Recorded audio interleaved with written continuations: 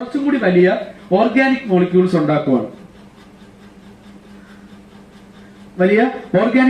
ഉണ്ടാക്കുവാണ്. അതായത് ഇപ്പൊ പറഞ്ഞ വാട്ടർ, അമോണിയ, അങ്ങനെയുള്ള മീഥെയിൻ പോലുള്ള മോളിക്യൂൾസിൽ നിന്നും നമ്മൾ കുറച്ചും കൂടി വലിയ ഓർഗാനിക് മോളിക്യൂൾസ് ഉണ്ടാവുകയാണ്. ഗ്ലൈക്കോൾസ്, ഫാറ്റി ആസിഡ്സ്, പ്യൂരീൻസ്, പിരമിഡീൻസ് എന്നൊക്കെ പറഞ്ഞാൽ എല്ലാവർക്കും അറിയുന്നതാണ്. എങ്കിലും ഞാൻ പറയാം, ഈ പ്യൂരീൻസ്, പിരമിഡീൻസ്, ഫാറ്റി ആസിഡ്സ്, ഗ്ലൈക്കോൾസ് എന്നൊക്കെ പറയുന്നത് വലിയ വലിയ വലിയ ഒരുപാട് വലിയ സ്ട്രക്ചേഴ്സ് ആണ്. ഈ സ്ട്രക്ചേഴ്സ്, ഈ പ്യൂരീൻസും പിരമിഡീൻസും അല്ലെങ്കിൽ ഈ അമിനോ ആസിഡ്സ്, ഫാറ്റി ആസിഡ്സ് എന്നൊക്കെ പറയുന്ന ഇതെല്ലാം നമ്മളിപ്പോ ബയോമോളിക്യൂൾസ്, ജീവന്റെ ആദ്യ മോളിക്യൂൾസ് ആയിട്ട് കണക്കാക്കുന്ന മോളിക്യൂൾസ് ആണ്. അപ്പൊ ഇതെല്ലാം എങ്ങനെ ഉണ്ടായി എന്ന് പറഞ്ഞാൽ, അന്ന് ഈ ഞാൻ പറഞ്ഞ കാർബൺ, ഹൈഡ്രജൻ, നൈട്രജൻ പോലുള്ള എലമെന്റ്സിൽ നിന്നും ഉണ്ടായ ആദ്യകാല സിമ്പിൾ തന്മാത്രകൾ, അതായത് മീഥെയിൻ, വാട്ടർ അല്ലെങ്കിൽ അമോണിയ പോലുള്ള ആദ്യകാല തന്മാത്രകൾ അന്ന് നമ്മുടെ ടൊറൻഷ്യൽ റെയിനിന്റെ ഭാഗമായിട്ട് ഭൂമിയിൽ അവിടെയായി ഉണ്ടായ ഒരു വലിയ വാട്ടർ സ്കേപ്സ്, അതായത് അതിന് നമ്മൾ പല പേരിട്ട് വിളിക്കും. അതിന് നമ്മൾ ഒപാരിൻ ഹാൽഡേൻ വിളിച്ചത് പ്രിമോർഡിയൽ സൂപ്പ് എന്നാണ്. അതായത് ഒരു സൂപ്പ് പോലെ ഒരു സ്ഥലത്ത്, ഏതെങ്കിലും ഒരു സ്ഥലത്ത് ഗർത്തങ്ങൾ കാണും. അവിടേക്ക് ആ വെള്ളമെല്ലാം ഒന്ന് അടിയും. ആ വെള്ളത്തോടൊപ്പം ഈ ഉണ്ടായ ചെറിയ സിമ്പിൾ മോളിക്യൂളും വന്ന് എന്ത് ചെയ്യും, അവിടെ അടിയും. ഓക്കെ, അതിനുശേഷം കുറെ വർഷങ്ങൾക്ക് ശേഷം, കുറെ എന്ന് ഞാൻ പറയുമ്പോഴത്തേക്ക് മില്യൺസ് ഓഫ് ഇയേഴ്സ്, അതിനുശേഷം എന്താണ്, വേനൽ വരും. വേനൽ വരുമ്പോ ഈ വെള്ളം മുഴുവൻ എന്ത് ചെയ്തു പോകും, ഇവാപറേറ്റ് ചെയ്തു പോകും. അപ്പൊ ഇവാപറേറ്റ് ചെയ്തു പോകുന്നു, വീണ്ടും വർഷങ്ങൾ കഴിയുന്നു, വീണ്ടും മഴ വരുന്നു. ഇങ്ങനെ വെറ്റ് ഡ്രൈ സൈക്കിൾസ് എന്ന് നമ്മൾ അറിയപ്പെടുന്ന അനേകം വെറ്റ് ഡ്രൈ സൈക്കിൾസിന്റെ ഫലമായിട്ട് ഈ പറയുന്ന ഓരോ ചെറിയ പോണ്ട് എന്നല്ല പറയുക, അതൊരു ചെറിയൊരു ഗർത്തങ്ങളാണ്. ഈ ഗർത്തങ്ങളിൽ അവിടെ ഉണ്ടാകുന്ന ആ ജലത്തിന്, അവിടെ ഉണ്ടായിരുന്ന ഒഴുകി വരുന്ന ജലത്തിന് അതിന്റെ വിസ്കോസിറ്റി കൂടും, അതിന്റെ അമ്ലത കൂടും, അതിന് ഒരുപാട് അതിന്റെ pH വ്യത്യാസം വരും. അതായത് ഒരു കെമിക്കൽ റിയാക്ഷൻ നടക്കാൻ സാധ്യമായ എല്ലാ പ്രോപ്പർട്ടീസും ആ ഒരു മീഡിയത്തിന്, അതിനെ നമുക്ക് മീഡിയം എന്ന് വിളിക്കാം, ആ ഒരു മീഡിയത്തിന് കൈവരും. ഓക്കെ, അതുകൊണ്ടാണ് അതിനെ പ്രിമോർഡിയൽ സൂപ്പ് എന്ന് നമ്മൾ വിളിക്കാൻ കാരണം. ഈ സൂപ്പിനകത്തേക്ക് നമുക്ക് ആ ഒരു റിയാക്ഷൻ നടക്കാൻ ആവശ്യമായ ഇൻഗ്രീഡിയൻസ് ഒഴുകി വരികയാണ്. ആ ഇൻഗ്രീഡിയൻസ് ഏതൊക്കെയാണ്? നമ്മുടെ മീഥെയിൻ, വാട്ടർ അല്ലെങ്കിൽ അമോണിയ പോലുള്ള, അല്ലെങ്കിൽ ഹൈഡ്രജൻ, കുറച്ചധികം ഉണ്ട്, ഹൈഡ്രജൻ സൾഫൈഡ്, അതൊക്കെ ഉണ്ട്. പലരും കുറച്ച് ചില ആൾക്കാർ പറയുന്നു അതിൽ 3-4 ഏറ്റവും മേജർ എന്ന് പറയുന്നു, മറ്റു ചിലർ പറയുന്നു വേറെ കുറച്ചാണ് ഏറ്റവും മേജർ എന്ന് പറയുന്നു. അങ്ങനെ പല പല പല ആൾക്കാർ പല രീതിയിലാണ് അതിനെ നിർവചിക്കുക. എന്നാലും ഈ ഉണ്ടായ സിമ്പിൾ മോളിക്യൂൾസ് എല്ലാം ഒഴുകി നമ്മുടെ ഈ പ്രിമോർഡിയൽ സൂപ്പിൽ വരുന്നു. എന്നിട്ട് അനേക കാലത്തെ വെറ്റ് ഡ്രൈ സൈക്കിളിന്റെ ഫലമായിട്ട് അവിടെ ഒരു വലിയ മോളിക്യൂൾസ്, കോംപ്ലക്സ് അല്ലെങ്കിൽ ഒരു ഫോർമേഷനോ വലിയൊരു ഓർഗാനിക് മോളിക്യൂൾസ് ഉണ്ടാക്കാനുള്ള സാധ്യതകൾ അവിടെ ഉണ്ടാവുകയും അതുവഴി നമ്മൾ ഈ പറയുന്ന ഗ്ലൈക്കോൾസ്, ഫാറ്റി ആസിഡ്സ്, ഈ പ്യൂരീൻസ്, പിരമിഡീൻസ് നിങ്ങൾ എല്ലാവരും കേട്ടിട്ടുണ്ടാവുമല്ലോ. നോർമലി നമ്മുടെ ന്യൂക്ലിക് ആസിഡ്, നമ്മുടെ ജീവന്റെ ഏറ്റവും അടിസ്ഥാന ഘടകമെന്ന് നമ്മൾ കരുതുന്ന അല്ലെങ്കിൽ അങ്ങനെ തെളിയിക്കപ്പെട്ടിട്ടുള്ള DNA, RNA പോലുള്ള ന്യൂക്ലിക് ആസിഡ്സിന്റെ ബേസ്, ന്യൂക്ലിക് ആസിഡ് കമ്പോസ് ചെയ്തിരിക്കുന്ന ബേസുകളിൽ വളരെ പ്രധാനപ്പെട്ടതാണ് പ്യൂരീൻസും പിരമിഡീൻസും. അതായത് അഡനീൻ, തൈമീൻ, ഗ്വാനിൻ, സൈറ്റോസിൻ എന്നൊക്കെ നമ്മൾ കുഞ്ഞു ക്ലാസ്സുകൾ തൊട്ട് പഠിക്കുന്നതാണ്. ഓക്കെ, അപ്പൊ ഇതെല്ലാം അതുവഴി ഉണ്ടാകാനുള്ള സാധ്യതകൾ ഉണ്ട് എന്ന് അവരവിടെ കണ്ടെത്തി. ഇതെല്ലാം ഞാൻ പറഞ്ഞു, ഇതെല്ലാം നമ്മൾ ലബോറട്ടറിയിൽ പരീക്ഷിച്ച് നോക്കണം. ഇപ്പൊ ഈ ഉണ്ടായ പ്രിമോർഡിയൽ സൂപ്പ് അതേ കണ്ടീഷൻ നമ്മൾ ലബോറട്ടറിയിൽ ഉണ്ടാക്കി നോക്കണം. ലബോറട്ടറിയിൽ ഉണ്ടാക്കി നോക്കിയാൽ മാത്രമേ നമുക്ക് എന്ത് ചെയ്യാൻ പറ്റുള്ളൂ, അന്നത് അവിടെ ഉണ്ടായെന്ന് പറയാൻ പറ്റുള്ളൂ. അല്ലാതെ നമുക്ക് എല്ലാ കാര്യങ്ങളും അന്നത്തെ അവശിഷ്ടങ്ങൾ വഴി ചില കാര്യങ്ങൾ നമ്മൾ കെമിക്കലി നമുക്ക് കണ്ടെത്താൻ കഴിയില്ല. ഓക്കെ, അപ്പൊ അത് കഴിഞ്ഞിട്ട് ഇതേ പ്രിമോർഡിയൽ സൂപ്പിനെ പിന്നീട് പലരും ഡാർവിൻ സ്വാം ലിറ്റിൽ പോണ്ട് എന്ന് അറിയപ്പെട്ടു. അതായത് ഈ ഒരു പോയിന്റിൽ വെച്ചിട്ട് ഡാർവിന്റെ വാം ലിറ്റിൽ പോണ്ടും ഈ നമ്മുടെ ഒപാരിന്റെ പ്രിമോർഡിയൽ സൂപ്പും ഒന്നാണ്. ഇത് രണ്ടും ഒരേ കൺസെപ്റ്റ് തന്നെയാണ്. അതായത് ഇത്തരത്തിലുള്ള ഒരു പ്രദേശം, ഇത്തരത്തിലുള്ള പല പല പ്രദേശങ്ങൾ എർത്തിൽ പല സ്ഥലത്തായിട്ടുണ്ടായിരുന്നു. അപ്പൊ അത്തരത്തിലുള്ള സ്ഥലങ്ങളിൽ ഉണ്ടായിരുന്ന അനേക നമ്മുടെ ഈ വെറ്റ് ഡ്രൈ സൈക്കിൾസ്, വേനൽക്കാലം, അതായത് നമ്മുടെ കാലങ്ങൾ മാറുന്നതിനനുസരിച്ച് വേനൽ മഴ ഇങ്ങനെ കാലങ്ങൾ മാറുന്നതിനനുസരിച്ച് അതിനകത്തുള്ള ആ ജലത്തിന്, അതിനെ വഹിച്ചുകൊണ്ടുവരുന്ന ജലത്തിന്റെ സ്വഭാവങ്ങൾക്ക് മാറ്റം വരികയും അത്തരത്തിൽ അതിന് ഒരു പുതിയൊരു മോളിക്യൂൾസ് സൃഷ്ടിക്കപ്പെടാൻ സാധ്യതയുള്ള ഒരു സ്വഭാവത്തിലേക്ക് കൈവരികയും അങ്ങനെ മോളിക്യൂൾസ് ഉണ്ടാവുകയും ചെയ്യും എന്നാണ് ഈ ഒരു കൺസെപ്റ്റ് പറയുന്നത്. ഇതാണ് അടുത്ത സ്റ്റെപ്പ്. ഇനി ഇതിന്റെ അടുത്ത സ്റ്റെപ്പ് എന്ന് പറഞ്ഞാല് formation of complex organic molecules. അതായത് ഇതൊരു സിമ്പിൾ ഓർഗാനിക് മോളിക്യൂൾസ് ഉണ്ടായ കാര്യമാണ് പറഞ്ഞത്. ഇതിന് ശേഷം ഈ സിമ്പിൾ ഓർഗാനിക് മോളിക്യൂളിൽ നിന്ന് കുറച്ചും കൂടി കോംപ്ലക്സ് ആയിട്ടുള്ള ഓർഗാനിക് മോളിക്യൂൾ, അതായത് ജീവൻ എന്ന് പറയാൻ സാധിക്കുന്ന അല്ലെങ്കിൽ ജീവനിലേക്ക് എത്താൻ സഹായിക്കുന്ന ഓർഗാനിക് മോളിക്യൂൾസ് ഉണ്ടായി. അത് എങ്ങനെ എന്നുള്ളതാണ് അടുത്ത് പറയുന്നത്. അതായത് ഈ ഇപ്പൊ ഉണ്ടായ സിമ്പിൾ മോളിക്യൂൾസ് എല്ലാം എന്ത് ചെയ്യുന്നു, നമ്മുടെ പ്രിമിറ്റീവ് ഓഷ്യൻ എന്ന് വിളിക്കപ്പെടുന്ന, അന്ന് നമ്മൾ കാണുന്ന കടൽ എന്ന് പറയുമ്പോഴത്തേക്ക് അല്ലെങ്കിൽ ഒരു സമുദ്രം എന്ന് പറയുന്നത് ഒരു പ്രിമിറ്റീവ് ഓഷ്യൻ എന്നാണ് വിളിക്കുന്നത്. എല്ലാം കൂടി ഈ വാട്ടർ സ്കേപ്സിനെ എല്ലാം കൂടി നമ്മൾ കളക്റ്റീവായിട്ട് വിളിക്കുന്ന പേരാണ് പ്രിമിറ്റീവ് ഓഷ്യൻ. അപ്പൊ അന്ന് ആദിമകാലത്ത് നിലനിന്നിരുന്ന ആ ഓഷ്യനിൽ ഇതുകൊണ്ടാണ് നമ്മൾ പലരും പണ്ട് ആദ്യത്തെ ജീവൻ മീനായിരുന്നു എന്നൊക്കെ ഉള്ളത് പണ്ട് കുഞ്ഞുവാളോട്ട് കുട്ടികൾ ഇങ്ങനെ പറയുന്നത്. ഇതുകൊണ്ടാണ്, അതായത് ഇത് ഉണ്ടായ സ്ഥലം എവിടെയാണെന്ന് നമുക്ക് ഇപ്പൊ സ്പെക്കുലേറ്റ് ചെയ്യാൻ പറ്റുന്നത് ഈ ഓഷ്യനിലാണെന്നുള്ളതാണ്. അതായത് ഈ പ്രിമിറ്റീവ് ഓഷ്യനിൽ നമ്മൾ നേരത്തെ ഉണ്ടായ ഈ പറയുന്ന എല്ലാ സിമ്പിൾ ഓർഗാനിക് കോമ്പൗണ്ട്സും എന്ത് ചെയ്തു, വന്ന് അടിയുകയും അവിടെ ഇരുന്നത് കോംപ്ലക്സ് ആയിട്ടുള്ള ഇതുപോലെ ലിപ്പിഡ്സ് അല്ലെങ്കിൽ nucleic acids, proteins, lipids, nucleic acids എന്നൊക്കെ പറഞ്ഞു കഴിഞ്ഞാൽ they are the building blocks of life. അപ്പം അതുകൊണ്ട് തന്നെ അവ ഉണ്ടായത് ഈ പ്രിമിറ്റീവ് ഓഷ്യനിലാണെന്ന് പറഞ്ഞു വെക്കുന്നിടത്താണ് ഈ പറയുന്ന ഒപ്പാരിൻ ഹാൽഡൻ കൺസെപ്റ്റിലെ കെമിക്കൽ എവല്യൂഷൻ പാർട്ട് കഴിയുന്നത്. അപ്പൊ ഇതുവരെ ഇത് ഞാൻ ഇതിനെപ്പറ്റി പറയാം എങ്ങനെയാണെന്നുള്ളത്. അപ്പൊ ഇത് ജീവൻ എങ്ങനെ ഉണ്ടായി എന്നുള്ളതിന്റെ 4 സ്റ്റെപ്പുകളാണ്, കെമിക്കൽ എവല്യൂഷന്റെ 4 സ്റ്റെപ്പുകളാണ്. ഈ സ്റ്റെപ്പുകൾ നമ്മളിങ്ങനെ പറഞ്ഞത് കൊണ്ട് മാത്രം ഇത് ഉണ്ടായില്ല എന്ന് പറഞ്ഞാൽ അത്രയ്ക്ക് എളുപ്പമല്ല. നമ്മൾ ഈ പറയുന്ന കാര്യങ്ങളെല്ലാം ഞാൻ പറയുന്നത് ഇപ്പൊ സിമ്പിൾ ആയിട്ട് ആ 4 മോളിക്യൂളിൽ നിന്ന് ഈ വലിയ സിമ്പിൾ ഓർഗാനിക് മോളിക്യൂൾസ് ഉണ്ടായി. ഈ സിമ്പിൾ ഓർഗാനിക് മോളിക്യൂൾസ് സമുദ്രത്തിന്റെ അടിയിൽ കിടന്നിട്ട് കോംപ്ലക്സ് ഓർഗാനിക് മോളിക്യൂൾസ് ഉണ്ടായി എന്നൊക്കെ പറഞ്ഞു കഴിഞ്ഞാൽ അത് അത്രത്തോളം എളുപ്പമുള്ള കാര്യമല്ലേ. അതെല്ലാം കെമിസ്ട്രിയാണ് അതിലൊക്കെ ഇരിക്കുന്നത്. ഒരു മോളിക്യൂൾ എന്ന് പറയുമ്പോൾ തന്നെ ആ മോളിക്യൂൾസിൽ ആറ്റങ്ങൾ തമ്മിൽ കണക്ട് ചെയ്തിരിക്കുന്നത് കെമിക്കൽ ബോണ്ട് വഴിയാണ്. അപ്പൊ ഒരു ബോണ്ട് അല്ലെ ഒരു ആറ്റം അവിടെ നിന്ന് ബ്രേക്ക് ചെയ്ത് വേറൊരു ആറ്റമായിട്ട് ചേർന്ന് എന്നൊക്കെ പറയുമ്പോഴത്തേക്ക് നമ്മൾ പറയുന്ന അത്ര എളുപ്പമല്ല. It's very difficult to synthesise. അത് നമുക്ക് വളരെ സാധാരണ ഒരു ലബോറട്ടറിയിൽ നമ്മൾ ഇന്ന് 2025 നമ്മളൊരു ലബോറട്ടറിയിൽ വളരെ അതിന് അനുയോജ്യമായ സാഹചര്യം കൊടുത്തിട്ട് സിന്തസൈസ് ചെയ്താൽ പോലും കിട്ടാൻ ബുദ്ധിമുട്ടുള്ള മോളിക്യൂളാണ് അന്ന് നമ്മൾ പ്രിമിറ്റീവ് എർത്തിൽ ഇതുപോലെ ഉണ്ടായതെന്നും കൂടെ ആലോചിക്കുമ്പോഴാണ് അതിന്റെ അത്ഭുതം കുറച്ചും കൂടി കൂടുന്നത്. അപ്പൊ അങ്ങനെയാണ് സ്റ്റിൽ ഈ കെമിക്കൽ എവല്യൂഷന് വേണ്ടിയിട്ട്, അത് കെമിക്കൽ എവല്യൂഷൻ പഠിക്കാൻ വേണ്ടിയിട്ട് ആൾക്കാർ ഒരുപാട് കഷ്ടപ്പെടുന്നതും ഒരുപാട് സ്റ്റഡീസ് ഇന്നും ഇതേ ദിവസവും നടന്നുകൊണ്ടിരിക്കുന്നത്. അപ്പൊ ഈ കെമിക്കൽ എവല്യൂഷൻ ഇതുവരെ എത്തിക്കഴിഞ്ഞാൽ പിന്നെ ബാക്കി എളുപ്പമാണ്. അപ്പൊ ഇതുവരെയുള്ള പാർട്ടാണ് മിസ്സിംഗ് ലിങ്ക് എന്ന് പറഞ്ഞു കഴിഞ്ഞാൽ. അപ്പൊ ഇതുവരെ നമ്മൾ എത്തിക്കഴിഞ്ഞാൽ പിന്നെ ബാക്കി ആർക്ക് എക്സ്പ്ലെയിൻ ചെയ്യാൻ പറ്റും? ഈസി ആയിട്ട് ബയോളജിക്കൽ എവല്യൂഷന് എക്സ്പ്ലെയിൻ ചെയ്യാൻ പറ്റും. അതായത് ഇപ്പൊ ഇവിടെ എത്തിയ ഈ ഒരു സാധനം, ഈ ഒരു കോംപ്ലക്സ് മോളിക്യൂൾസ് പ്രിമിറ്റീവ് ഓഷനിൽ തന്നെ കിടന്നിട്ട് ഈ കൊസർവേറ്റീവ്സ് എന്ന് പറയും, അതല്ലെങ്കിൽ മൈക്രോസ്പിയേഴ്സ്, ഈ തരത്തിലുള്ള മൈക്രോസ്പിയറുകളാവും എന്ന് പറയുന്നുണ്ട്. ഈ മൈക്രോസ്പിയറുകൾക്കുള്ളിൽ RNA പോലുള്ള നിങ്ങൾ കേട്ടിട്ടുണ്ടാവും നമ്മുടെ ഒരു RNA തന്മാത്ര, നമ്മുടെ കോവിഡ് വൈറസ് പോലെ. കോവിഡ് വൈറസ് എന്ന് പറഞ്ഞു കഴിഞ്ഞാൽ അതൊരു RNA തന്മാത്ര മാത്രമാണ്. ഒരു RNA തന്മാത്ര, ഒരു ലിപ്പിഡ്, ഒരു പ്രോട്ടീന്റെ ഷെല്ലിനകത്ത് അടച്ചിരിക്കുന്ന സാധനമാണ് കോവിഡ് തന്മാത്ര. അതുപോലെ തന്നെ നമ്മുടെ ഇതും ഇപ്പൊ ഈ പറയുന്ന എല്ലാ മോളിക്യൂൾസും ചേർന്ന് ഒരു ലിപ്പിഡ് ബൈലെയർ പോലെ, ഇതെല്ലാം നമ്മൾ കേട്ടിട്ടുള്ളതാണ്. ബയോളജിക്കൽ എവല്യൂഷന്റെ ആദ്യത്തെ സ്റ്റെപ്പ് എന്ന് പറഞ്ഞു കഴിഞ്ഞാൽ അങ്ങനെയാണ്. ഇവിടെ വരെ അവർ പറയാറില്ല. ഇവിടെ കഴിഞ്ഞതിന് ശേഷം ഇത് നേരെ പോകുന്നത് സമുദ്രത്തിലേക്കാണ്. ആ സമുദ്രത്തിൽ വെച്ചിട്ട് പ്രത്യേക സ്ഥലങ്ങളിൽ വെച്ചിട്ട്, നമ്മളത് നിങ്ങൾ ഇതിനെപ്പറ്റി കൂടുതൽ കേട്ടിട്ടുണ്ടോ? നിങ്ങൾ കേട്ടിട്ടുണ്ടാവും. ഹൈഡ്രോതെർമൽ വെൻസ് എന്നറിയപ്പെടുന്ന വളരെ പ്രത്യേക സാഹചര്യമുള്ള, വളരെ പ്രത്യേക ഊഷ്മാവും വളരെ പ്രത്യേക സമുദ്രത്തിന്റെ അന്തർഭാഗങ്ങളിൽ അങ്ങനെയുള്ള ചെറിയ ചെറിയ പ്രദേശങ്ങളിൽ വെച്ചിട്ട് ഈ പറയുന്ന RNA പോലുള്ള അല്ലെങ്കിൽ ഈ ന്യൂക്ലിക് ആസിഡ്സ് ഒരു ലിപ്പിഡ് ബൈലെയറിനകത്ത് വരും. ഒരു RNA പൊതിഞ്ഞുകൊണ്ട് ഒരു ലിപ്പിഡ് ബൈലെയർ വരും എന്നുള്ളത് നിങ്ങൾ സങ്കല്പിക്കുക. എന്ന് പറഞ്ഞാൽ ലിപ്പിഡ് ബൈലെയർ എന്ന് പറഞ്ഞാൽ ബൈലെയർ സിസ്റ്റംസ് എന്ന് പറഞ്ഞാൽ എന്താണെന്ന് പറഞ്ഞു കഴിഞ്ഞാൽ ഒരു സ്ഥലം വെള്ളവുമായിട്ട് അഫിനിറ്റി ഉള്ളതും ഒരു സ്ഥലം വെള്ളത്തിനോട് വിരോധമുള്ളതുമായിട്ടുള്ള 2 എൻഡ് ആയിരിക്കും അതിനുള്ളവ. അതിനെ നമ്മൾ നേരെ എടുത്ത് വെള്ളത്തിലോട്ട് ഇട്ട് കഴിഞ്ഞാൽ പെട്ടെന്ന് അത് എന്ത് സംഭവിക്കും? നിങ്ങൾ തന്നെ ഒന്ന് ആലോചിച്ച് നോക്കിയാൽ മനസ്സിലാവും.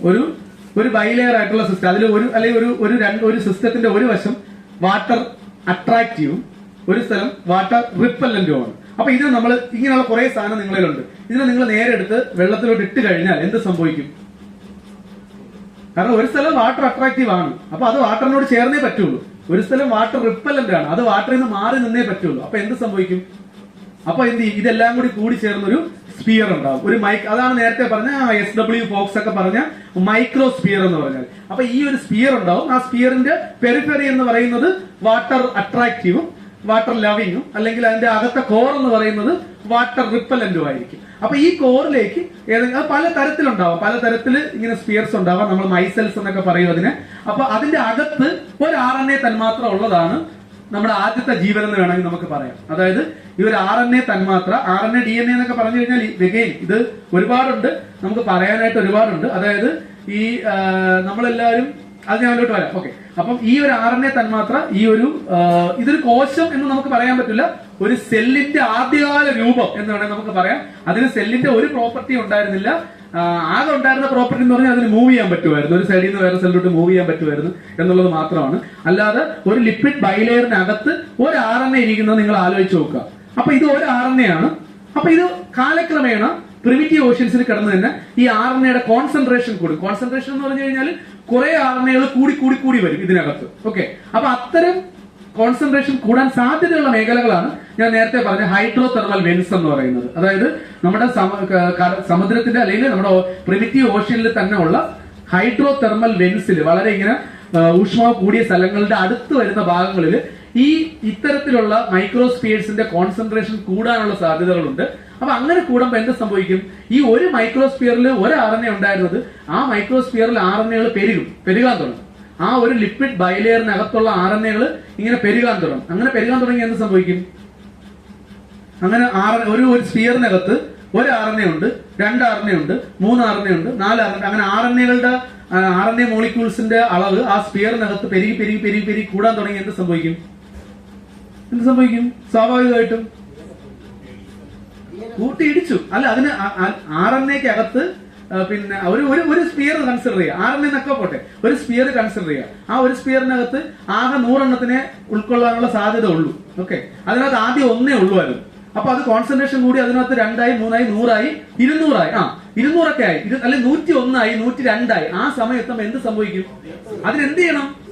അതിന് ഡിവൈഡ് ചെയ്ത് എക്സ്പാൻഡ് ചെയ്തേ പറ്റുള്ളൂ. അതിന് വേറെ മാർഗമില്ല. അതായത് ഇങ്ങനെ ഈ ഒരു കോൺസെൻട്രേഷൻ ഉള്ള ഭാഗങ്ങളിൽ ഹൈഡ്രോ തെർമൽ വെൻസിൽ വെച്ചിട്ട് ഒരുപാട് കോൺസെൻട്രേഷൻ കൂടുന്ന ഭാഗങ്ങളിൽ വെച്ചിട്ട് ഈ ഒരു ലിപ്പിഡ് ബൈലെയർ പിന്നെ എന്ത് ചെയ്യാൻ തുടങ്ങി? ഡിവൈഡ് ചെയ്യാൻ തുടങ്ങി. അതാണ് നമ്മൾ ആദ്യമായിട്ട് മനസ്സിലാക്കുന്ന, അതൊരു സെൽ ഡിവിഷൻ അല്ല, അതാണ് ആദ്യമായിട്ട് നമ്മൾ മനസ്സിലാക്കേണ്ട സെൽ ഡിവിഷന്റെ ആദിമ രൂപം. മനസ്സിലായില്ലേ? അപ്പൊ ഇതൊരു RNA വേൾഡ് ഹൈപ്പോത്തിസിസ് എന്ന് പറയും. അതായത് ഒരിക്കലും നമുക്ക് നമ്മുടെ സെല്ലിലോട്ട് എത്താൻ പറ്റില്ല. നമുക്ക് സെല്ലിലോട്ട് എത്തുന്നതിന് മുന്നേ സെല്ല് എത്തിക്കഴിഞ്ഞാൽ മാത്രമേ നമുക്ക് എന്ത് ചെയ്യാൻ പറ്റുള്ളൂ? ബയോളജിക്കൽ എവല്യൂഷൻ അത് കംപ്ലീറ്റ് ചെയ്യാൻ പറ്റും. അതായത് ബയോളജിക്കൽ എവല്യൂഷൻ പറയുന്നത് ഞാൻ നേരത്തെ പറഞ്ഞ പോലെ ഇത്തരം മൈക്രോസ്ഫിയേഴ്സ് ആദ്യം ഉണ്ടാകുന്നു, പിന്നെ ഡയറക്റ്റ് ആയിട്ട് പറയുവാണ്. പിന്നെ അതിൽ നിന്നും പ്രോകാരിയോട്സ് എന്നറിയപ്പെടുന്ന, അതായത് നമ്മുടെ ഏതാണ്ട് പ്രോകാരിയോട്സിന് സമാനമായ ന്യൂക്ലിയസ് ഇല്ലാത്ത കോശങ്ങൾ ഉണ്ടാകുന്നു. അതിനുശേഷം പിന്നെ അടുത്ത സ്റ്റെപ്പിൽ അത് യൂകാരിയോട്സിലേക്ക് മാറുന്നു. പിന്നെ അതിനുശേഷം അത് പിന്നെ അങ്ങോട്ട് ബാക്കി നമുക്ക് അറിയുന്നത് സെൽ ഡിവിഷനും പിന്നെ പരിണാമവും ഒക്കെയാണ്. പക്ഷെ ഇതിന് മുന്നേ ഒരു പാർട്ട് ഉണ്ട്. അത് പറ്റാത്തത് കൊണ്ടാണ്, ഇതുവരെ എക്സ്പ്ലെയിൻ ചെയ്യാൻ കഴിയാത്തത് കൊണ്ടാണ് ബയോളജിക്കൽ എവല്യൂഷൻ അത് അഡ്രസ് ചെയ്യാത്തത്. പക്ഷെ അത് അഡ്രസ് ചെയ്താൽ മാത്രമേ നമ്മൾ ഈ പറയുന്ന സ്പെഷ്യൽ ക്രിയേഷൻ വഴിയല്ല ജീവൻ ഉണ്ടായതെന്ന് സമൂഹത്തിന് തെളിയിക്കാൻ പറ്റുള്ളൂ. അപ്പൊ അത് തെളിയിക്കാൻ വേണ്ടിയിട്ടാണ് ഈ കെമിക്കൽ എവല്യൂഷൻ വർക്ക് ചെയ്തുകൊണ്ടിരിക്കുന്നത്. സ്റ്റിൽ ഇപ്പോഴും വർക്ക് ചെയ്തുകൊണ്ടിരിക്കുന്നത് അതിനു വേണ്ടി തന്നെയാണ്. അപ്പം ഇത് ഞാൻ ജസ്റ്റ് ഒന്ന് പറഞ്ഞതാണ്. ഇനി ജസ്റ്റ് അതുകൂടി ഞാൻ ഒരു കാര്യം കൂടി കാണിക്കാം. ഇതിന്റെ ഇടയിൽ ഞാൻ നേരത്തെ പറഞ്ഞ 2 കാര്യങ്ങളുണ്ടായിരുന്നു. ഒന്ന്, ഇതുണ്ടാകുന്ന മീഡിയം, അതായത് നമ്മുടെ ജീവൻ ഉണ്ടായത് നമ്മൾ കരുതപ്പെടുന്ന മീഡിയം, അതിനെ പ്രിമോർഡിയൽ സൂപ്പ് എന്ന് പറയും, അല്ല പ്രൈമോർഡിയൽ സൂപ്പ് അങ്ങനെ പറയും. അതല്ലെങ്കിൽ ഡാർവിൻ സ്വാം ലിറ്റിൽ പോണ്ട് എന്ന് പറയും. എന്ന് വെച്ചാൽ ഇവിടെയൊക്കെ ഇത് ഇങ്ങനെയൊക്കെ പറയുന്നത് വെറുതെ ഒരു പേര് മാത്രമാണ്. ഇതിന്റെ ഉദ്ദേശം എന്ന് പറഞ്ഞു കഴിഞ്ഞാൽ ഒരു മീഡിയം നമുക്ക് ജീവനെ ഉൽപ്പാദിപ്പിക്കാൻ ഉതകുന്ന തന്മാത്രകൾ ഉണ്ടാക്കാൻ സാധ്യമായ മീഡിയം എന്നേ അതിനർത്ഥമുള്ളൂ. അതായത് വളരെ വിസ്കസ് ആയിട്ടുള്ള, വളരെ അനുയോജ്യമായിട്ടുള്ള ഇത്തരം സ്ഥലങ്ങൾ പ്രിമിറ്റീവ് എർത്തിൽ ഉണ്ടായിരുന്നു എന്നുള്ളതാണ്. അവിടെ വെച്ചിട്ട് ചെറിയ മൂലകങ്ങൾ ചേർന്ന് വലിയ തന്മാത്രകൾ ഉണ്ടാവുകയും അല്ലെങ്കിൽ വലിയ സംയുക്തങ്ങൾ ഉണ്ടാവുകയും ആ സംയുക്തങ്ങൾ വീണ്ടും കൂടിച്ചേർന്ന് വളരെ കോംപ്ലക്സ് ആയിട്ടുള്ള നമ്മുടെ ജീവതന്മാത്രകൾ ഉണ്ടാവുകയും ഒക്കെ ചെയ്തു എന്ന് പറയാൻ വേണ്ടിയിട്ട് ഉള്ളതാണ്. പക്ഷെ ഇത് എന്ന് പറഞ്ഞാൽ അവർ പറഞ്ഞ ഒരു സ്പെക്കുലേഷൻ മാത്രമാണ്.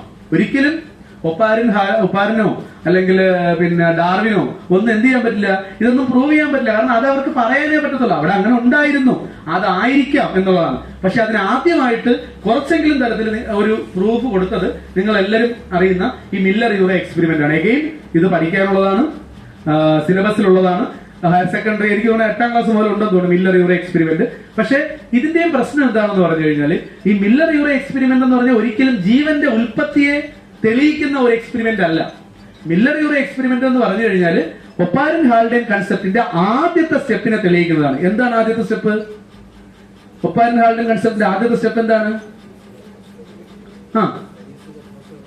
ചെറിയ എലമെന്റ്സ്, അന്നുണ്ടായിരുന്ന വളരെ ചെറിയ എലമെന്റ്സ് കൊണ്ട് ചെറിയ ഓർഗാനിക് മോളിക്യൂൾസ് ഉണ്ടായി, സിമ്പിൾ ഓർഗാനിക് മോളിക്യൂൾസ് ഉണ്ടായി എന്നുള്ളതാണ് ഒപ്പാരൻ ഹാൾഡന്റെ ആദ്യത്തെ സ്റ്റെപ്പ്. ഞാൻ നേരത്തെ പറഞ്ഞ ആദ്യത്തെ സ്റ്റെപ്പ്. ഈ സ്റ്റെപ്പ് തെളിയിക്കാൻ മാത്രമേ ആർക്ക് കഴിഞ്ഞുള്ളൂ? ഈ പറയുന്ന മില്ലർ യൂറേക്ക് കഴിഞ്ഞുള്ളൂ. ഇത് ജസ്റ്റ് എല്ലായിടത്തും ഉള്ളതാണ്, ഞാൻ പറയുന്നില്ല. മില്ലർ എന്നിട്ട് ഒരു വാട്ടർ സൈക്കിൾ സിമുലേറ്റ് ചെയ്തു. മില്ലർ ചെയ്തത് ഇങ്ങനെയാണ്, നിങ്ങൾക്ക് അറിയാൻ പറ്റും. ഇവിടെ ഈ കാണുന്ന ഈ ഒരു heat source water, ocean water ആണ് പുള്ളി അത് അവിടെ ഇമാജിൻ ചെയ്തിരിക്കുന്നത്. അവിടെ പുള്ളി എന്ത് ചെയ്തു? ആ ഹീറ്റ് സോഴ്സ്, അതിന്റെ ഒരു വാട്ടർ എടുത്തിട്ട് അതിന്റെ അടിയിൽ ഒരു ഹീറ്റ് സോഴ്സ് വെച്ചിട്ട് അതിനെ ഇവാപ്പറേറ്റ് ചെയ്യാൻ തുടങ്ങി. അങ്ങനെ ഇവാപ്പറേറ്റ് ചെയ്ത് തുടങ്ങിയ അതിനകത്തേക്ക് അത് എന്നിട്ട് പുള്ളി ഒരു വലിയൊരു ചേംബറിലേക്ക് കൊണ്ടുവന്നു. അവിടെ വെച്ചിട്ട് പുള്ളി അന്ന് പ്രിമിറ്റീവ് എർത്തിൽ അബൻഡന്റ് ആയിട്ട് ഉണ്ടായിരുന്നു എന്ന് കരുതപ്പെടുന്ന എലമെന്റ്സ് ആയ, അല്ലെങ്കിൽ നമ്മുടെ മോളിക്യൂൾസ്, ഈ ആദ്യ എലമെന്റ്സ് വെച്ച് സിമ്പിൾ മോളിക്യൂൾസ് ഉണ്ടാക്കുന്നു. അത് കഴിഞ്ഞ് പിന്നെ വലിയ മോളിക്യൂൾസ് ഉണ്ടാകുന്നു. അതെല്ലാം അതിനകത്ത് ഈ hydrogen, nitrogen, methane, water, ammonia ഒക്കെ പോലുള്ള സാധനങ്ങളെല്ലാം അതിൽ ഇൻട്രൊഡ്യൂസ് ചെയ്തു.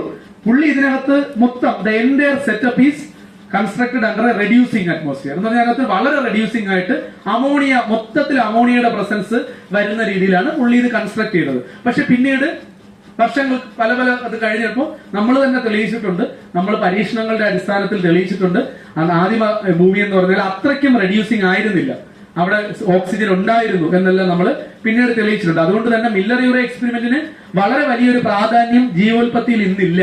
പക്ഷേ സ്റ്റിൽ അതിനുള്ള പ്രാധാന്യം എന്ന് പറഞ്ഞാൽ മില്ലർ യൂറേ എക്സ്പെരിമെന്റ് ആണ് നമ്മുടെ ഒപ്പാരൻ ഹാൾഡൻ കൺസെപ്റ്റ് ഹൈപ്പോത്തസിന്റെ, അതൊരു ഹൈപ്പോത്തസിസ് മാത്രമാണ്. ആ ഹൈപ്പോത്തസിന്റെ ആദ്യത്തെ സ്റ്റെപ്പ് തെളിയിച്ചത് ആരാണ്? മില്ലർ യൂറേ എക്സ്പെരിമെന്റ് ആണ്. അപ്പൊ ഇവിടെ വെച്ച് പുള്ളി അവിടെ വെച്ചൊരു വലിയൊരു ഇലക്ട്രിക്കൽ സ്പാർക്ക് കൊടുത്തു. കറസ്പോണ്ട്സ് ടു ലൈറ്റ്നിങ്ങിന് കറസ്പോണ്ടിങ് ആയിട്ടുള്ള ഒരു ഇലക്ട്രിക്കൽ സ്പാർക്ക് അവിടെ വെച്ച് കൊടുക്കുകയും അവിടെ വെച്ചിട്ട് നമ്മൾ പല പല റിയാക്ഷൻസ് നടക്കുകയും ആ നടന്ന റിയാക്ഷൻസിനെ പുള്ളി കണ്ടൻസ് ചെയ്ത് താഴെ ഇവിടെ ഉള്ള ഒരു സാമ്പിളിംഗ് ഇവിടെ ഒരു താഴെ ഒരു ചേംബറിലേക്ക് എത്തിക്കുകയും അവിടെ നിന്ന് പുള്ളി അത് കളക്ട് ചെയ്തപ്പോൾ പുള്ളിക്ക് ഒരുപാട് പുതിയ പുതിയ മോളിക്യൂൾസ് കിട്ടാൻ തുടങ്ങി. അതും ഏത് മോളിക്യൂൾസ് ഒക്കെ ആണെന്ന് അന്ന് പുള്ളിക്ക് അധികം അനലൈസ് ചെയ്യാൻ പറ്റിയില്ല.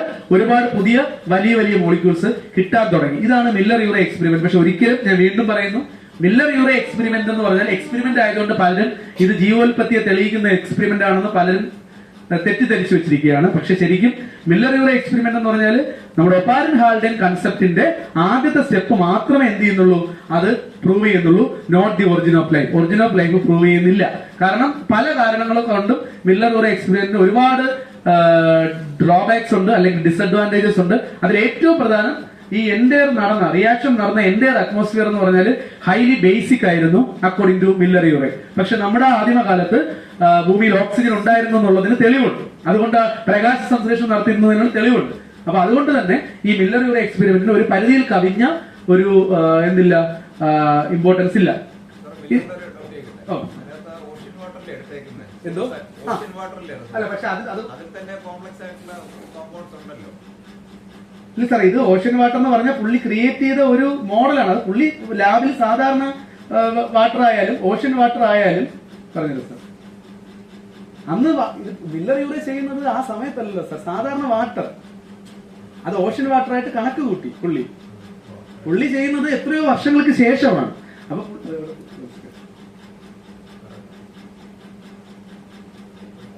ഈ ഓഷ്യൻ വാട്ടർ എന്ന് പറയുന്നത് അതാണ് അവിടെ ഉദ്ദേശിക്കുന്നത്. അതുപോലെ ലൈറ്റ്നിങ്ങിന് പകരമാണ് പുള്ളി അവിടെ ഉദ്ദേശിക്കുന്നത് ഇലക്ട്രിക്കൽ സ്പാർക്ക്. ഈ വാട്ടർ എന്ന് പറഞ്ഞാൽ ഓഷ്യൻ ആണ്. പുള്ളിയുടെ കാഴ്ചപ്പാട് പ്രകാരം അതാണ് ഓഷ്യൻ, അതാ പ്രിമിറ്റീവ് ഓഷ്യൻ. അന്നുണ്ടായിരുന്ന പ്രിമിറ്റീവ് ഓഷ്യൻ ആണ് ഇരിക്കുന്നത്. പക്ഷെ അത് വാട്ടറാണ്, പുള്ളി ലാബിൽ എടുത്ത വാട്ടറാണ്.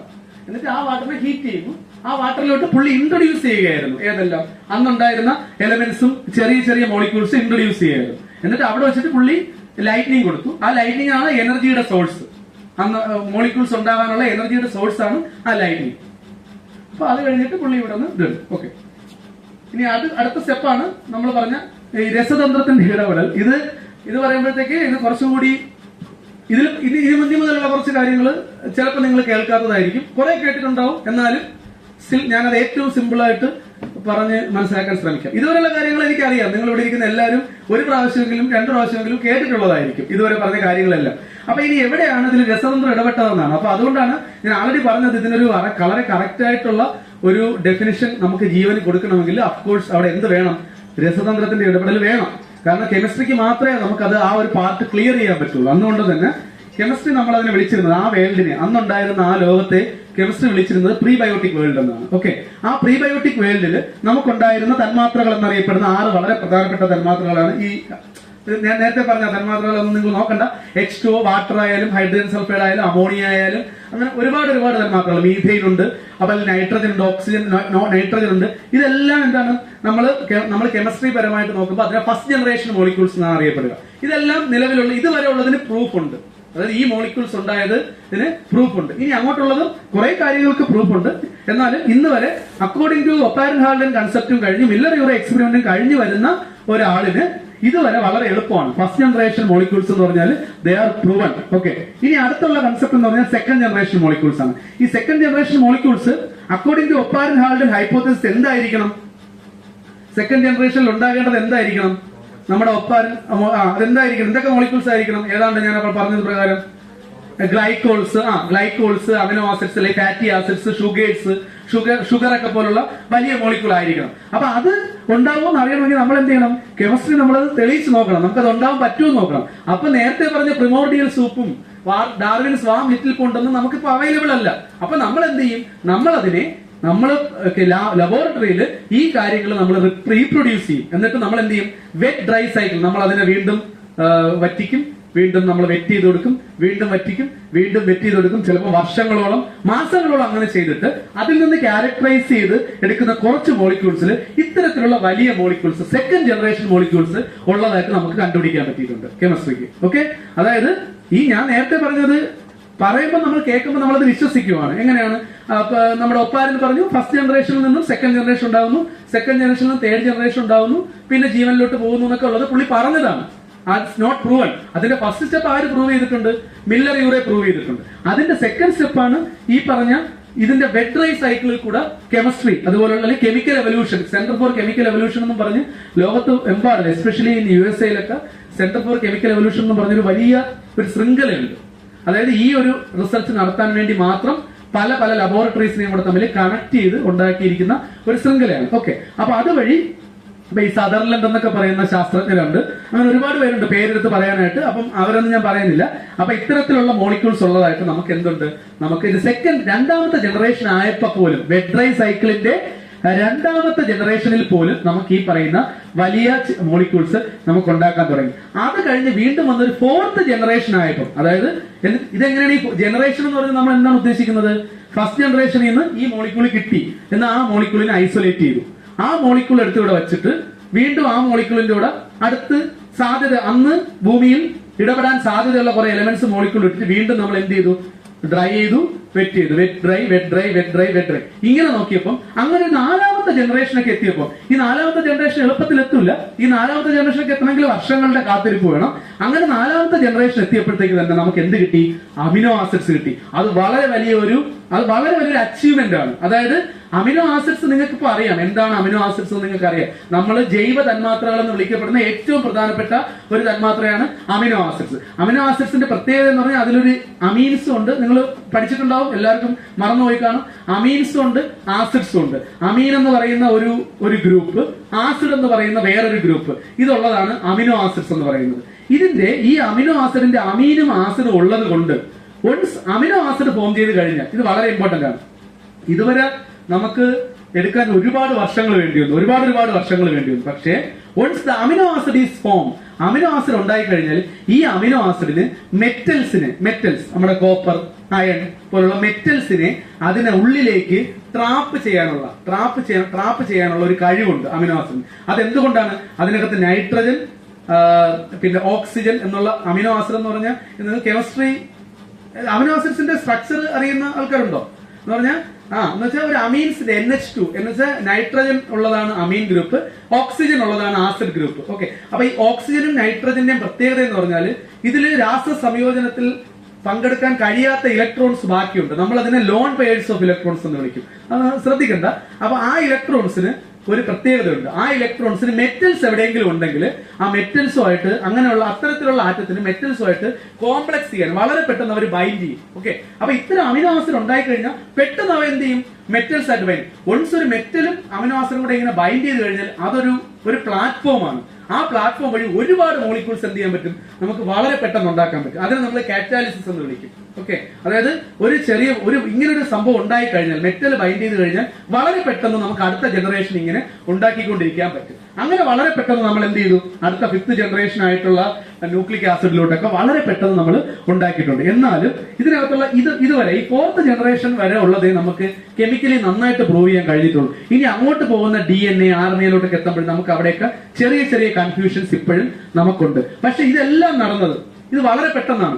1000 തൊട്ട് വെറും ഈ കോടിക്കണക്കിന് വർഷങ്ങളുടെ കണക്ക് പറയുമ്പോഴത്തേക്ക് അതിനകത്ത് വെറും 1500-1000 വർഷങ്ങൾക്കിടയിലാണ് ഈ ഇത്രയും മോളിക്യൂൾസ് ഉണ്ടായതെന്ന് നമുക്ക് പറ്റും. കാരണം അത്രയും അത് നമുക്ക് എങ്ങനെയാണ് നമ്മൾ പറയുന്നത്, നമുക്കൊരു ലബോറട്ടറിയിൽ ഇതിന്റെ ഒരു മോളിക്യൂളിന് നമുക്കൊരു 2 മാസം 3 മാസം കൊണ്ട് സിന്തസൈസ് ചെയ്യാൻ പറ്റുമെങ്കിൽ നമ്മൾ കാൽക്കുലേറ്റ് ചെയ്യും മേ ബി ഇത്രയും മോളിക്യൂളിന് നമുക്ക് എത്ര വർഷം കൊണ്ട് കാൽക്കുലേറ്റ് ചെയ്യാൻ പറ്റുമെന്ന്. അപ്പൊ അങ്ങനെ വെച്ച് നോക്കിയപ്പോഴത്തേക്ക് ഭൂമിയുടെയും പ്രപഞ്ചത്തിന്റെയൊക്കെ ചരിത്രം വെച്ച് പഠിക്കുമ്പോഴത്തേക്ക് ഈ ഒരു കെമിക്കൽ എവല്യൂഷന്റെ ഈ പാർട്ട് വളരെ വേഗം, വളരെ നിസ്സാരമായിട്ട് കടന്നുപോയി.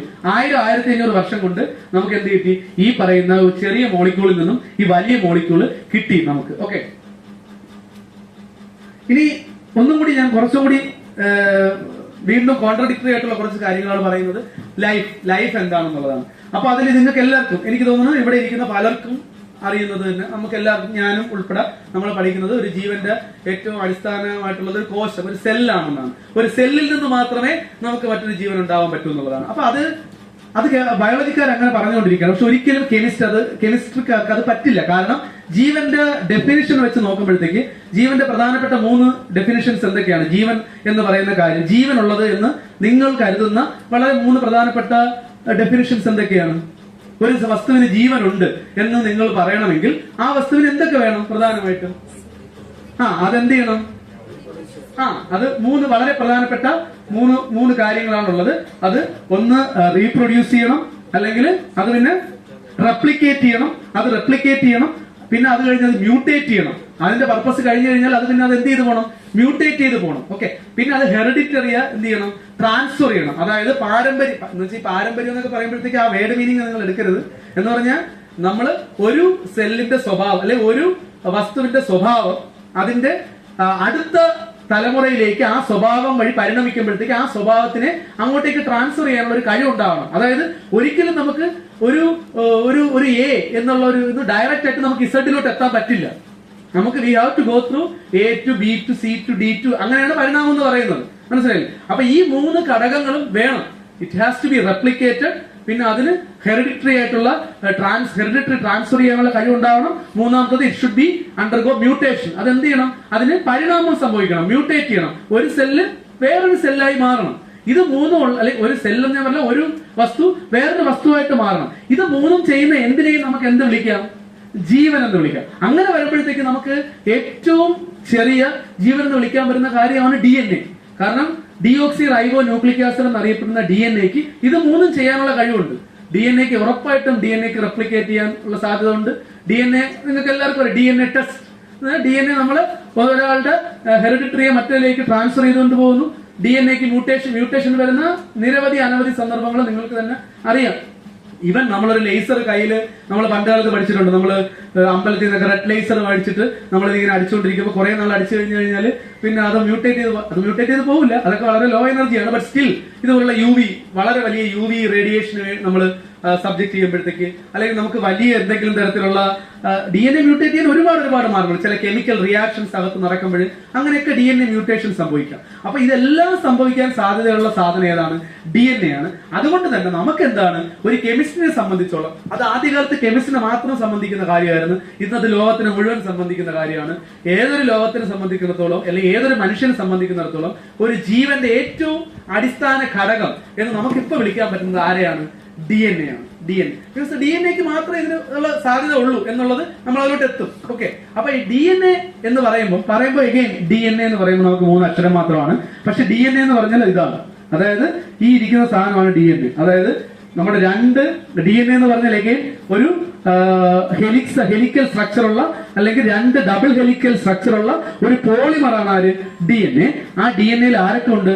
DNAയിൽ ഒരു ബാക്ക് ബോൺ ഉണ്ട്, ഒരു വലിയ ബാക്ക് ബോൺ ഉണ്ട്. ആ ബാക്ക് ബോൺ എന്തുകൊണ്ട് ഉണ്ടാക്കിയിരിക്കുന്നു അറിയുന്നു? Phosphate backbone. ഒരു DNAയിൽ ഫോസ്ഫേറ്റ് ബാക്ക് ബോൺ ഉണ്ട്.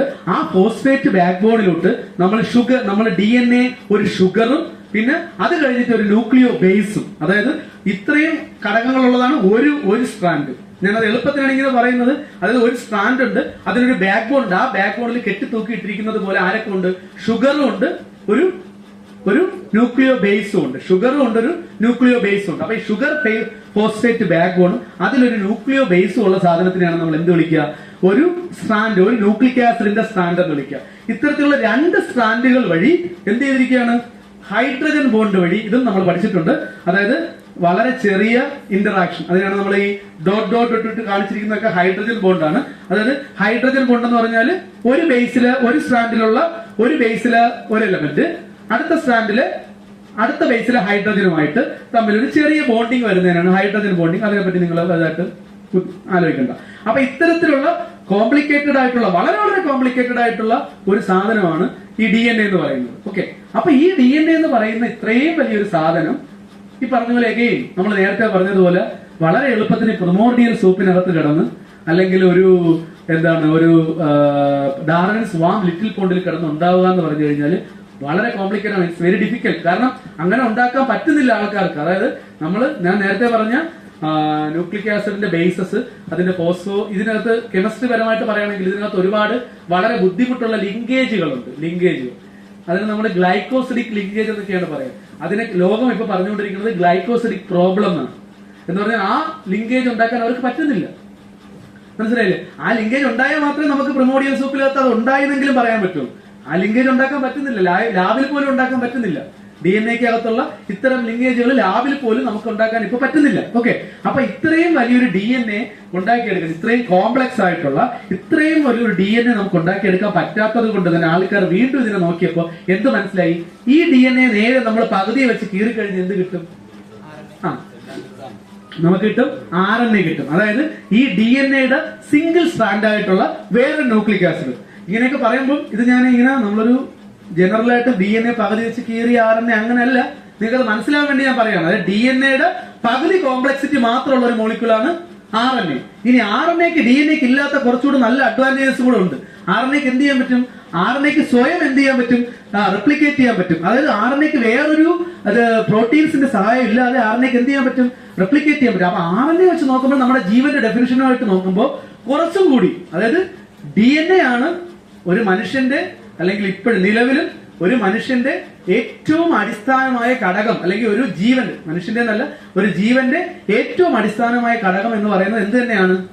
DNA തന്നെയാണ്. പക്ഷേ സ്റ്റിൽ നമുക്ക് എന്താണ്, ഈ DNA-ക്കാട്ടി കുറച്ചുകൂടെ സിമ്പിൾ ആയിട്ടുള്ള, എന്നാൽ ജീവന്റെ എല്ലാ ഡെഫിനിഷൻസും പാലിക്കുന്ന വേറൊരു വസ്തു ഉണ്ട്, വേറൊരു പോളിമർ ഉണ്ട്. അതിനെ വിളിക്കുന്ന പേരാണ് ഇത് RNA എന്ന് പറഞ്ഞ റൈബോ ന്യൂക്ലിക് ആസിഡ്. ചെറിയ വ്യത്യാസങ്ങളേ ഉള്ളൂ DNA-യും RNA-യിലും തമ്മിൽ.